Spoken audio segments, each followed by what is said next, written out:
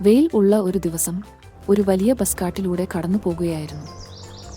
ആവേശഭരിതരായ എല്ലാ കുഞ്ഞു പക്ഷികളും മൃഗങ്ങളും നദിക്കരയിൽ ഒരു പിക്നിക്കിന് പോവുകയായിരുന്നു. അവരുടെ അധ്യാപകൻ മിസ് ബന്ദറിയ പുഞ്ചിരിച്ചുകൊണ്ട് പറഞ്ഞു, നമ്മൾ എത്താറായി. കുട്ടികളെ, ദിവസം ആസ്വദിക്കാൻ തയ്യാറാകൂ. ബസ് നദിക്കരയിൽ നിർത്തി എല്ലാ കുട്ടികളും ഭക്ഷണവും വെള്ളവും നൽകി ഇറങ്ങി. കൊക്കിൽ പേരക്ക കൊട്ടയുമായി തത്ത പറന്നു. വെള്ളക്കുപ്പികളുമായി ആന മുന്നോട്ട് നടന്നു.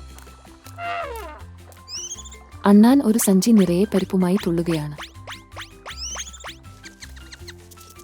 മുയൽ ഒരു കൊട്ട പുതിയ കാരറ്റും പിടിച്ചുകൊണ്ട് നടന്നു. മിസ് ബന്ദറിയ എല്ലാവർക്കും വേണ്ടി വാഴപ്പഴം കൊണ്ടുവന്നു. അപ്പോഴാണ് ഒരു ചെറിയ ആമ വളരെ പതുക്കെ നടന്നു വന്നത്. ചില മൃഗങ്ങൾ മന്ത്രിച്ചു.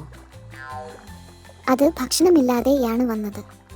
മിസ് ബന്ദറിയ പറഞ്ഞു, അതൊന്നും സാരമില്ല. ഞങ്ങളുടെ വനകുടുംബത്തിൽ ഞങ്ങൾ പരസ്പരം കാര്യങ്ങൾ പങ്കിടുകയും പരസ്പരം പരിപാലിക്കുകയും ചെയ്യുന്നു. അങ്ങനെ എല്ലാവരും ആമയ്ക്ക് കുറച്ച് വാഴപ്പഴം, പേരക്ക, ബദാം, കാരറ്റ് എന്നിവ കൊടുത്തു.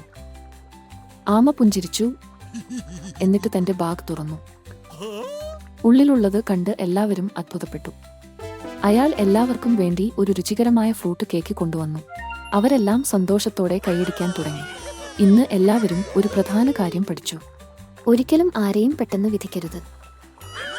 ദയയും പങ്കുവയ്ക്കൽ എല്ലാം മികച്ചതാക്കുന്നു.